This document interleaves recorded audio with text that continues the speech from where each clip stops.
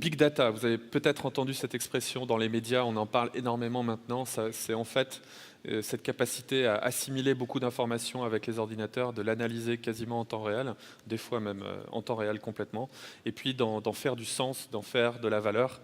Les big data, c'est donc d'abord collecter des données, ensuite les visualiser et ensuite les analyser.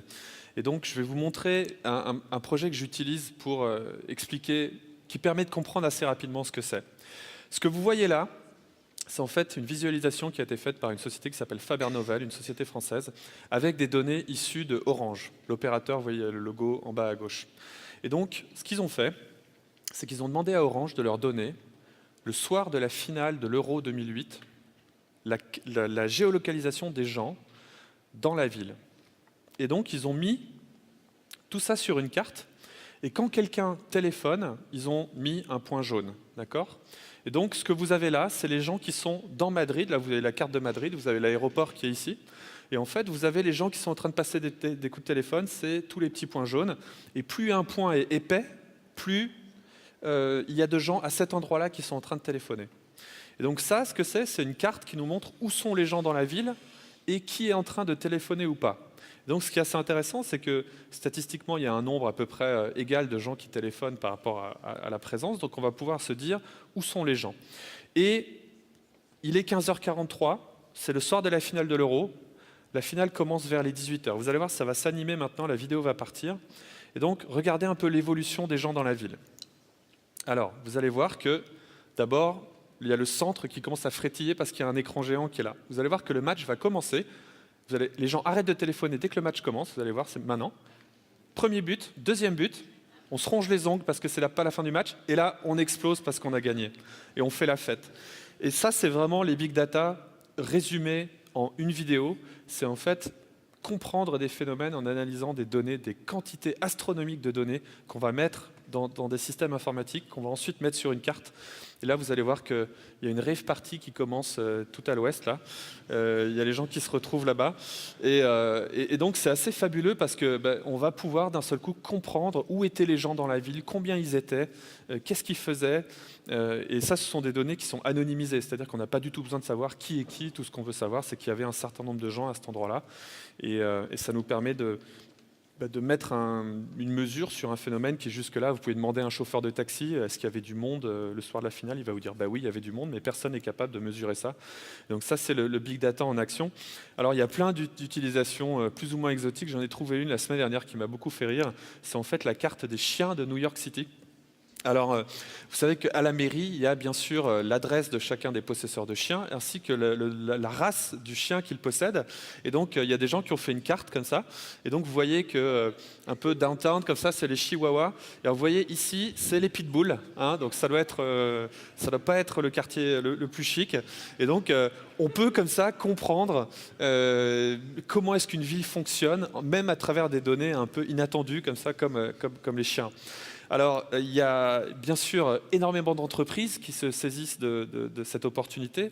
Alors ça, c'est de Climate Corporation, et qui est en fait une société d'assurance. Et le concept, c'est que quand vous êtes fermier, vous allez sur le site et vous dites, voilà, moi, mes champs, ils sont de là à là. Vous les dessinez un peu comme ça sur une carte. Et puis, eux, ils processent, ils ont une quantité d'informations complètement incroyable. Alors, il y a Neil Reimer qui avait mis sur son blog quelques chiffres. Donc, il mesure en temps réel 2,5 millions de stations météo et ils ont 150 milliards d'observations au sol qui génèrent 10 trilliards, bon, enfin beaucoup, de simulations, de points pour faire une simulation sur où va aller la météo, quoi. Et donc, en fait, ils managent 50 terabytes de données en live.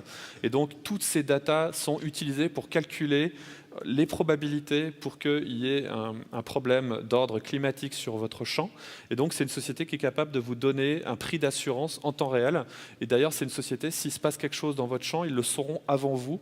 Et du coup, l'argent vous sera envoyé extrêmement vite. Et donc, c'est une société qui a un succès absolument énorme et qui utilise ces big data pour faire quelque chose de très concret, qui est l'assurance. Et d'ailleurs, c'est certainement un des domaines qui va être le plus bouleversé par l'arrivée de ces données, c'est l'assurance. Je vous montre quelques autres exemples. Ça, c'est un exemple qui m'a beaucoup fait rire. Alors, c'est la société pour recruter des gens qui ne savent pas encore qu'ils cherchent un métier, un nouveau job. Donc, ça se passe comme ça. Ils ont 70 indicateurs que quelqu'un s'apprête à changer de métier. Alors on ne sait pas lesquels, hein, ça c'est leur secret de fabrication, mais donc ils disent on est capable de détecter que par exemple quelqu'un a changé sa photo sur son profil LinkedIn. Potentiellement, il va bientôt chercher un job.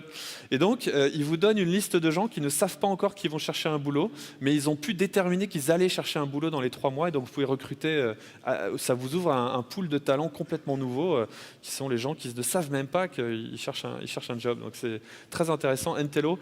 Et alors, vous avez peut-être entendu, si on simplifie, en 2008, Obama a gagné avec les réseaux sociaux. En 2012, il a gagné avec les données. Alors ça, c'est très intéressant parce que ça pourrait être utilisé par beaucoup d'entreprises. Beaucoup d'entreprises pourraient apprendre de ce qu'a fait la campagne d'Obama en 2012. Alors le concept, c'est qu'ils avaient des gens sur le terrain qui faisaient du porte-à-porte et qui demandaient à monsieur lambda pour qui vous allez voter. Et donc toutes ces données étaient mises dans un système, elles remontaient et elles étaient intégrées comme ça. Et puis ils simulaient des élections, ils regardaient où est-ce qu'ils avaient perdu du terrain, où est-ce qu'ils en avaient gagné. Et tous les soirs, donc ils faisaient 66 000 élections qui étaient simulées tous les soirs. Et à partir de ces résultats, ils allouaient leurs ressources publicitaires, notamment le lendemain, ou leurs ressources humaines. Et donc, ils avaient un cycle comme ça de 24 heures. On mesure ce qui se passe sur le terrain, on le fait remonter, on l'analyse. Et le lendemain matin, on a envoyé des volontaires en renfort dans tel ou tel état parce qu'on s'est rendu compte qu'on a perdu du terrain ou parce qu'on va faire plus de pubs parce qu'on a perdu du terrain. Donc ça, c'est vraiment extrêmement impressionnant en termes de rapidité, de mesurer comme ça sur autant des milliers de gens qu'on est allé voir et puis de ramener tout ça et le lendemain d'être capable d'agir là-dessus. Il y a bien sûr ces projets de aider les forces de police à aller se positionner en analysant où est-ce qu'il y a eu des crimes dans le passé. Et donc, ça permet de dire, voilà, la probabilité qu'il se passe un problème ce soir-là ou à tel endroit et de temps. Donc, c'est des choses qui sont utilisées par les forces de police pour allouer les ressources. Et alors, il y a aussi des choses plus liées à la finance. Ça, c'est Wonga. Alors, c'est un de ces sites de crédit à la consommation. Donc, vous allez aller demander quelques centaines de pounds, je crois que c'est un système anglais. Donc, vous allez demander quelques centaines de pounds pour acheter une nouvelle PlayStation 4. Voilà. Et puis, alors, quand vous allez dans le formulaire, il y a un truc qui est assez intéressant, c'est qu'on vous demande qui est votre employeur, etc. Et puis, on vous dit, tiens, connectez-vous avec Facebook. Si vous connectez avec Facebook, cela pourrait améliorer vos chances d'être approuvé pour un crédit. Ils se connectent à votre compte Facebook, ils analysent les données et ils regardent si vous êtes plutôt en train de faire des likes sur des marques de luxe, que vous avez dit que vous habitiez dans le 16e à Paris et que vos amis ont tous des noms à particules, vous allez passer du bon côté du crédit. Par contre, et on imagine bien tous les différents façons de détecter qu'on ne veut pas donner de crédit à quelqu'un. Et donc, c'est assez intéressant de voir que ces données vont remonter comme ça dans le monde de la finance et être utilisées par des instituts de crédit comme ça. Ça, c'est une autre banque qui utilise les big data, c'est Bank Simple, qui est une banque américaine qui s'appelle que Simple, d'ailleurs, c'est plus Bank Simple maintenant. Mais malheureusement, je ne peux pas m'ouvrir de compte là-bas, donc je n'ai pas pu faire le screenshot moi-même. C'est un screenshot qui date c'est une capture d'écran qui date un peu. Le concept de Bank Simple, c'est qu'on ne vous montre pas votre solde, on vous montre ce qui s'appelle le safe to spend, donc ce que vous pouvez dépenser sans vous mettre en danger. Et donc, c'est calculé, par exemple, si vous recevez votre salaire le 25 tous les mois, le système va comprendre que le 25, il y a une rentrée d'argent. Et donc, si vous demandez votre solde le 24, au lieu de vous montrer le solde brut tel qu'il est le 24, on va vous dire vous allez recevoir de l'argent demain, donc vous pouvez vous permettre une dépense supplémentaire. Et donc là, de nouveau, on est dans la collecte de données, la compréhension à l'aide de machines de vos comportements, de quand est-ce que votre loyer part, quand est-ce que votre salaire arrive, etc. Et on va vous aider à prendre des décisions en utilisant les datas. Des datas, il y en a absolument partout. Il y en a aussi dans le monde réel. Je vous montre un projet qui s'appelle Shop Perception. Alors, qu'est-ce que c'est? C'est un capteur Kinect qu'on met comme ça en haut d'un rayon dans un supermarché et qui, en fait, va mesurer différentes choses. Alors, il va faire une espèce de carte comme ça en disant où est-ce que les gens sont allés prendre des produits. Il va reconnaître les gens, non pas pour les identifier, mais pour reconnaître que quelqu'un est venu, est parti et peut-être est revenu. Il va mesurer le temps que vous passez devant chacun des étalages. Et donc ça, c'est vraiment le futur du shopping. Pareil, hein, avec plein de questions éthiques et plein de grandes questions sur le marketing, jusqu'où ça ira, etc. Mais c'est quelque chose de réel. Et alors, ça vous donne ce genre de choses. Si vous utilisez Google Analytics, par exemple, pour les plus ceux d'entre vous qui bossent dans l'IT, vous allez reconnaître certains des métriques. Donc voilà, on vous dit il y a eu 207 clients qui sont venus. En temps moyen, ils passent 141 secondes. Le bounce rate, c'est les gens qui viennent mais qui repartent sans acheter de produits, donc c'est 73%, etc., etc. Puis vous pouvez voir dans la journée quand est-ce qu'il y a eu des gens. Donc vraiment pour dire qu'on peut mesurer aussi des choses qui ne sont pas à la base des choses informatiques. Ça, c'est un système un peu similaire qui s'appelle Euclid. Le concept de Euclid, c'est que vous mettez une caméra à l'extérieur de votre magasin, donc d'une surface commerciale, et ça va mesurer le nombre de gens qui passent et le nombre de gens qui rentrent. Et donc à la fin, ça vous fait ces courbes. La courbe bleue qui est sur une échelle différente, qui est sur l'échelle de gauche, qui va de 5 à 20 000. La courbe bleue, c'est le nombre de personnes qui étaient dehors, et en vert, c'est le nombre de personnes qui sont rentrées. C'est l'échelle de droite qui va de 500 à 2000, donc bien sûr, beaucoup moins de gens rentrent que de gens ne passent.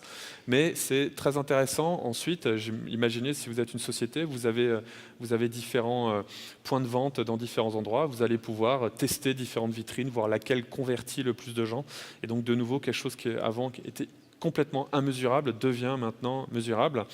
Des data, il y en a partout, il y en a aussi sur nous-mêmes. C'est un mouvement qu'on appelle quantifying self, donc se mesurer soi-même. Ça, c'est des vraies données, en l'occurrence, parce que j'avais reçu le Jawbone Up grâce à Bruno Giussani. Et donc, c'est un petit truc qu'on porte et qui mesure le nombre de pas qu'on fait, puis comment on dort, est-ce qu'on bouge pendant qu'on dort et tout. Et donc à gauche, vous voyez la nuit que j'ai faite, je ne sais plus à quelle date, je crois que c'était en mars. Vous voyez combien de temps j'ai dormi. Vous voyez en orange quand ma fille s'est réveillée pour me demander un biberon. Et vous voyez combien d'heures j'ai fait du light sleep ou du sommeil profond, etc. Et ça, c'est en fait ma journée. Vous voyez les pas. Donc j'ai mesuré mes pas. Vous voyez partir de la maison, rentrer dans le train. Donc il y a un endroit où je bouge plus. Remarcher jusqu'au bureau. Ensuite à midi, sortir pour aller manger, donc il y a de nouveau de l'activité. Puis le soir, je suis rentré à pied à la gare. Et donc le soir, on peut mesurer comme ça combien de pas on a fait, savoir un peu comment on a bougé. Et puis bien sûr, ces systèmes-là essaient de vous donner des recommandations. Il faut marcher plus souvent, etc. Et ça, manger des fruits et légumes, ce genre de choses. Dans le monde de la santé, je vous ai montré ce projet le Jawbone Up. Ça, c'est en fait une petite pilule qu'on prend qui a un capteur et donc qui va savoir quand est-ce qu'on a ingéré un médicament par exemple et le taux d'acidité dans l'estomac, ce genre de choses. Donc pour vous dire qu'on peut aller chercher des données à des endroits assez improbables. Et donc ça c'est voilà, quand on va arriver chez le médecin, il va pouvoir lire sur son smartphone quand est-ce qu'on a pris le médicament, est-ce qu'on l'a bien pris tous les jours à la bonne heure, etc. Donc on peut aller chercher maintenant des datas jusque dans l'estomac des patients. Alors bien sûr, avec ces données, j'essaie toujours de aussi montrer les côtés un peu plus auxquels il faut faire plus attention. Alors ça, c'est quelque chose qui n'a pas eu lieu. C'est TomTom qui avait dit on va vendre nos données à la police parce que nous, on sait quand est-ce que les gens vont trop vite puisque nos GPS sont dans les voitures. Et donc, on va leur vendre. Comme ça, ils pourront savoir où est-ce qu'il faut mettre les radars. Alors, il y a eu une levée de bouclier énorme, etc. Mais ça pose cette question de qui possède les données qui sont dans votre GPS. Est-ce qu'elles sont à TomTom? Est-ce que TomTom peut les revendre? Est-ce qu'elles sont à vous? Est-ce que la police peut y avoir accès? Il y a vraiment des questions très très importante. Et alors je vais vous parler de cette histoire. Je ne sais pas si peut-être certains d'entre vous l'ont déjà vu, mais que je trouve fabuleuse. Alors Target, c'est un peu la Migros américaine, enfin une des Migros. Là-bas, il y a de la concurrence dans les supermarchés. Et en fait, Target a l'équivalent de la carte Cumulus. Et donc un jour, un père de famille reçoit chez lui une espèce de campagne de promotion de Target, et puis qui est destinée à sa fille, qui a donc une carte Cumulus. Et donc sa fille a 16 ans, c'est une ado, et le père voit le paquet, puis il l'ouvre un peu, et puis il dit tiens, c'est bizarre, et puis il l'ouvre complètement, et là il trouve des objets promotionnels visiblement à l'attention d'une femme enceinte, genre des couches, des choses comme ça. Donc il se dit, mais c'est quoi cette histoire? Ma fille a 16 ans, Target, là vous avez complètement perdu la tête. Donc ils foncent au magasin, ils demandent à voir le manager. Le manager dit, oui, mais vous savez, c'est notre base de données, elle fait ça automatiquement en fonction des achats passés. On s'est trompé, on a dû la ranger là-dedans par erreur, etc. Bon. Donc le père, fier de lui, rentre à la maison, il attend que sa fille rentre de l'école, la fille rentre de l'école. Il lui dit, tu sais chérie, Target, je suis allé les voir, ils avaient envoyé un paquet pour femmes enceintes, c'est n'importe quoi, t'inquiète pas, je les ai vraiment remis au pas. Puis la fille le regarde, elle dit, papa, il faut que je te dise quelque chose. je suis enceinte. Et donc, en fait, l'histoire, c'est que la base de données s'était rendu compte que la fille était enceinte avant son propre père. Et donc, il y a vraiment, on peut dans ces données trouver énormément de choses. Il faut faire très attention, notamment quand on est une société. Et je pense de nouveau aux banques. Je sais que les banques ont énormément de données. Il faut faire très attention à ne pas faire peur aux gens. Il faut faire très attention à ne pas aller trop loin. Parce que la réaction en général, quand je raconte cette histoire, c'est que les gens prennent leur carte Cumulus et la déchirent en disant plus jamais je donne mes données, en fait. Et donc, il faut faire très attention. Et c'est une des choses qui est en cours de négociation en ce moment dans la société. C'est jusqu'où on va pouvoir aller, qu'est-ce qu'on peut faire ou pas. Voilà, sur les big data, ce que je voulais dire, c'est qu'il y a cette phrase qui dit Data is the new oil, les données sont le nouveau pétrole. Pensez-y parce que c'est vrai, il y a énormément de choses qu'on peut faire pour comprendre son activité, pour développer des nouveaux produits, développer des nouveaux services. On est dans un monde où les contours éthiques et légaux ne sont pas très très bien définis, donc il faut encore procéder avec caution, il faut faire très attention. Et rappelez-vous de cette règle, hein, si vous ne payez pas, c'est que vous êtes le produit. Donc quand vous allez sur des services gratuits, rappelez-vous qu'il y a toujours un petit... normalement des conditions générales qui vaut mieux lire. Pour vous montrer que vraiment, on peut trouver des datas partout, je vais vous montrer Passion. Passion, c'est l'application iPhone qui permet de savoir, de connaître vos performances au lit.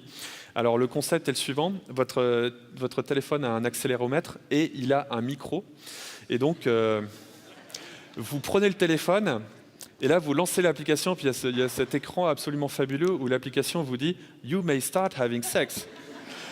Et donc là, c'est vraiment bien, parce que donc, vous êtes avec votre femme, il y a les préliminaires, etc. « Ah chérie, je dois lancer l'application ». Vous sortez la... C'est bon, on peut y aller là. Vous la posez sur le bord du lit, comme ça. Et donc, à la fin, l'application vous donne un score. Et donc, elle vous dit, voilà, vous avez plutôt pas été bon dans la durée, orgasme pas mal, hein, le micro, on a pété les 120 décibels, activité, là, vous êtes bien fatigué. Et donc, voilà, on vous donne un score. Donc, c'est pour rigoler, mais c'est une vraie application à part ça. Hein. Je crois qu'elle a été suspendue depuis par Apple. Mais voilà, on peut vraiment absolument tout mesurer dans ce bas monde. Et alors, il y a des choses un peu idiotes comme ça, et je vais faire un parallèle comme tout à l'heure, mais ça c'est en fait le capteur de pipi dans les couches. Et donc c'est un petit projet qui a été lancé par Huggies. Donc vous mettez ça dans la couche et quand bébé fait pipi, ça fait un petit tweet. Donc c'est une idée, on peut le dire, hein, complètement débile. Mais c'est assez intéressant parce que regardez ce que ça devient après. C'est en fait un nightclub à Singapour qui, dans ses urinoirs, met un capteur d'alcool. Et donc les clients, quand ils vont aux toilettes, il y a un espèce d'alcotest qui est passé de façon un peu comme ça magique. Et le voiturier refuse de vous donner vos clés. Donc, comme quoi les capteurs de pipi, ça peut être quelque chose de relativement intelligent utilisé dans un autre contexte que les couches.